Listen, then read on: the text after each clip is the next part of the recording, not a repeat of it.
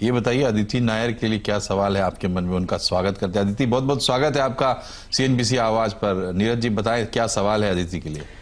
अदिति से मैं तो यही पूछना चाहता हूँ कि ये नंबर तो वैसे ही 7% देखने में, लेकिन अंदर क्या मैन्युफैक्चरिंग एक बड़ा प्रॉब्लम भारत के लिए बन रहा है बावजूद इसके कि बहुत इम्पेटस, बहुत कैपेक्स, बहुत पुश दिया गया है? देखिए, मेरे हिसाब से ओवरऑल जो नंबर है नॉमिनल और रियल जीडीपी ग्रोथ के, वो हमारे अनुमान के आसपास ही हैं। और जो सेक्टोरल नंबर्स हैं उनमें थोड़ा बहुत हो सकता है कि बाद में जाके रिवीजन हो, क्योंकि कुछ नंबर्स ऐसे हैं जो हमारे एक्सपेक्टेशन से काफी कॉन्ट्रास्ट में जा रहे हैं। जैसे अगर हम जीडीपी का सेकेंड हाफ का ब्रेकअप देखें और हम एक्सट्रैपोलेट करें कि क्या ग्रोथ होगी प्राइवेट कंजम्पशन, गवर्नमेंट कंजम्पशन और एक्सपोर्ट्स में, तो प्राइवेट कंजम्पशन में एक बहुत ही फ्लैटिश सा ट्रेंड है और एक्सपोर्ट्स में काफी अच्छी डबल डिजिट ग्रोथ इम्प्लिसिट है सेकेंड हाफ के नंबर्स में जो हम ने कैलकुलेट करा है। बट मेरे हिसाब से एक्चुअली उल्टा होगा। जैसे हमने देखा है पिछले 2 महीने का मिला के एक्सपोर्ट्स की ग्रोथ एटलीस्ट मर्चेंडाइज साइड पे इतनी अच्छी नहीं रही है, सर्विसेज में अभी भी अच्छी ग्रोथ है। और जो ग्लोबल सिचुएशन है उससे मुझे लगता है कि एक्चुअली एक्सपोर्ट्स में ज्यादा अच्छी ग्रोथ नहीं आएगी, बल्कि जो मुझे लग रहा है हाई फ्रीक्वेंसी इंडिकेटर्स देख के, कंजम्पशन ट्रेंड्स देख के, डोमेस्टिक कंजम्पशन ज्यादा बॉयंट रहेगी इस पीरियड में। तो हमें ये लग रहा है कि हेडलाइन नंबर तो काफी मोटा मोटा एक्सपेक्टेड लाइन पे ही है, लेकिन शायद जो डिसएग्रीगेटेड नंबर्स हैं वो या तो H1 के आगे जाके रिवाइज होंगे या H2 के आगे जाके रिवाइज होंगे। एग्रीकल्चर हमें लग रहा है कि जो बैक कैलकुलेटेड H2 का एस्टिमेट है उससे बेहतर प्रदर्शन दिखा सकता है। रबी की सोइंग अभी तक बहुत अच्छी हुई है, रेजोवार लेवल्स भी अच्छे हैं, और जब सोइंग अर्ली होती है जनरली उसका एक पॉजिटिव इम्पैक्ट यील्ड्स में भी देखने को मिलता है। मैन्युफैक्चरिंग में जो आप बात कर रहे थे, मेरे हिसाब से वहां पे कमोडिटी प्राइसेस का काफी ज्यादा इम्पैक्ट है मैन्युफैक्चरिंग में भी और माइनिंग में भी, क्योंकि कुछ सेक्टर्स में जो इनपुट कॉस्ट हैं वो बहुत ही एडवर्स रही हैं पिछले 2 क्वार्टर्स में, पर्टिकुलरली पिछले rather I would say 3 quarters में। अभी जो क्वार्टर चल रहा है उसमें कमोडिटी प्राइसेस, जो ब्लूमबर्ग कमोडिटी इंडेक्स है, वो पिछले साल के सेम क्वार्टर पे फ्लैटिश रहेगा।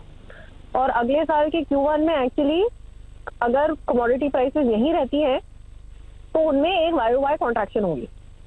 तो मार्जिन्स का जो ट्रेंड है वो बहुत ऊपर नीचे जाएगा, और जो ग्रॉस वैल्यू एडेड की ग्रोथ होती है वो एक्चुअली वॉल्यूम नहीं, वो देखती है कि मतलब उसमें मार्जिन का बहुत इंपॉर्टेंट रोल होता है। तो मैन्युफैक्चरिंग को उस नजरिए से हमें देखना चाहिए, ये जो लो ग्रोथ है। तो ब्रॉडली यही मेरे अभी टेकअवेज हैं। नॉमिनल जो जीडीपी आया है उसके हिसाब से हमें लगता है कि गवर्नमेंट ऑफ इंडिया के फिस्कल डेफिसिट में 90,000 करोड़ का ओवरशूट हो भी गया तब भी 6.4% ऑफ जीडीपी जो बजटेड टारगेट था वो मेंटेन रहेगा।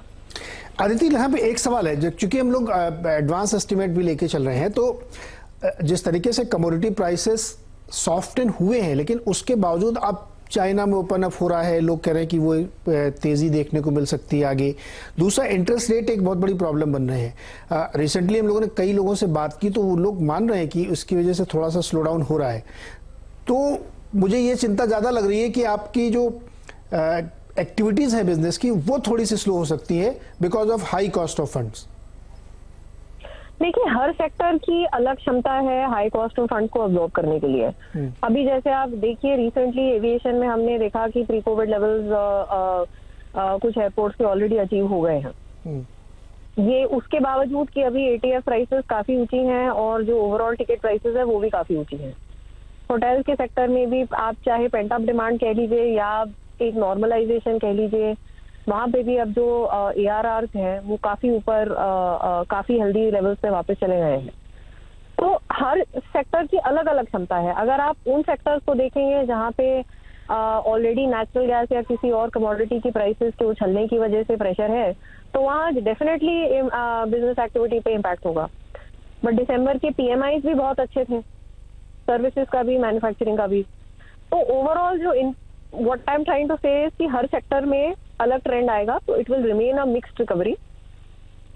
लेकिन आदित्य, इसमें एक और चैलेंज है जो आप मुझे समझाएं।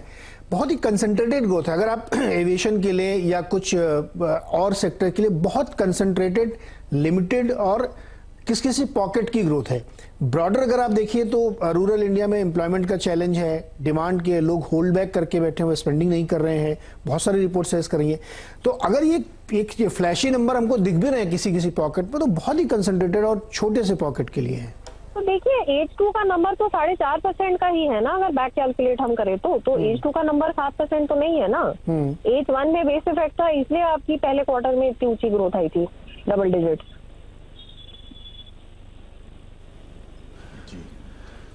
चलिए, बहुत बहुत शुक्रिया आपका अदिति और नीरज जी, आपका भी बहुत बहुत शुक्रिया।